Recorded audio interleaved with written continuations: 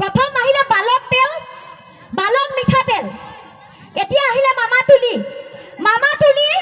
মামা তুলিটো এনেকুৱা বনাবলৈ দিছিলে 6 ফুট 3 ফুট। এতিয়া মামা তুলিৰ ইটো মূৰে সিটো মূৰে দেখা যায়, বুজিছেনে? তেওঁলোকে বনাই দিলে 2 ফুট বহল কৰিছে। মানুহটো শুলে মোৰ নিচিনা মানুহজনীয়ে নুজুৰে। শকত মানুহ এটা কেনেকে শুব? দীঘল মানুহ এটাৰ ভৰিকেইটা পৰি থাকে খালীকে, হয়নে নহয়?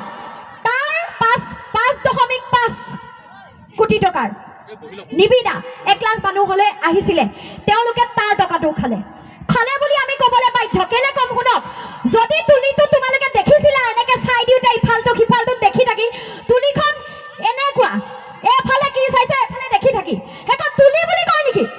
হা, সেইখন যদি তোমালোকে দেখিছিলা তেতিয়াহ'লে ঠিকাদাৰক মাতি আনি জবাবদিহি নকৰিলা কিয়? ঠিকাদাৰক নুসুধিলা কিয়? মামা তুলি ৰাইজৰ মাজত বিলাই দিছে, ৰাইজে শুবও নোৱাৰে, পথালিটো হ'বই নোৱাৰে, হয়নে নহয়? তাৰ মানে তোমালোকৰ ইমান ভোক নে?